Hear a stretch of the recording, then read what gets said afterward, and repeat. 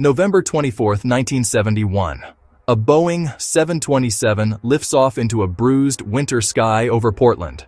Seat 18C. A man in a dark suit and clip-on tie, sunglasses reflecting the aisle lights. He signs the ticket Dan Cooper, but history will misprint him as DB Cooper. He waits until the seatbelt sign dings. Then a note to the flight attendant. "I have a bomb." Calm voice, steady eyes. He shows a briefcase, wires, red sticks, just enough to make the threat undeniable. $200,000 in cash, 4 parachutes, a fuel truck on standby in Seattle. No heroics, no panic, just a checklist.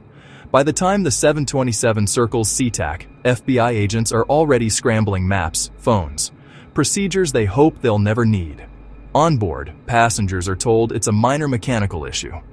The cabin stays oddly polite, tense and quiet. Seattle night. Rain needles the runway. The money arrives in packets of 20s, banded tight along with the parachutes. He trades the passengers for fuel and keeps a few crew members. South toward Mexico City, he demands. Low and slow, 10,000 feet. Flaps at 15 degrees. Gear down. And one more thing. Keep the rear air stair unlocked. Somewhere over the dark forests of the Pacific Northwest, storm clouds smother the moon. The cabin pressure shifts. The crew feels a shudder. The air stair drops. The man in sunglasses steps into the roaring black. No last word. The FBI calls it Norjack, Northwest hijacking. Hundreds of agents, thousands of man-hours. They grid the woods with compasses and hope. But the night swallowed him whole.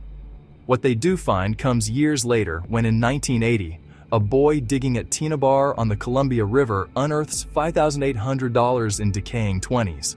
Serial numbers matched to the ransom. Proof he reached the ground? Or proof the river carried his secret farther than anyone guessed? Suspects pile up like case files no one can quite close. Each one almost fits, until the edges don't. Evidence slips through time's fingers. The cigarette butts that might have held DNA? Lost. The tie he left on his seat? Intriguing, not conclusive. Boeing installs a device after the heist, the Cooper vane, so those rear stairs can't be dropped in flight again. Airports harden up and procedures change.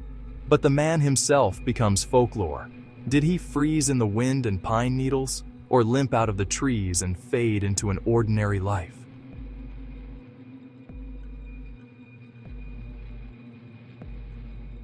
Just a clean exit into the night. In a world that records everything, DB Cooper remained unrecorded at the one moment that mattered. Maybe that's the trick. Not the jump, not the plan.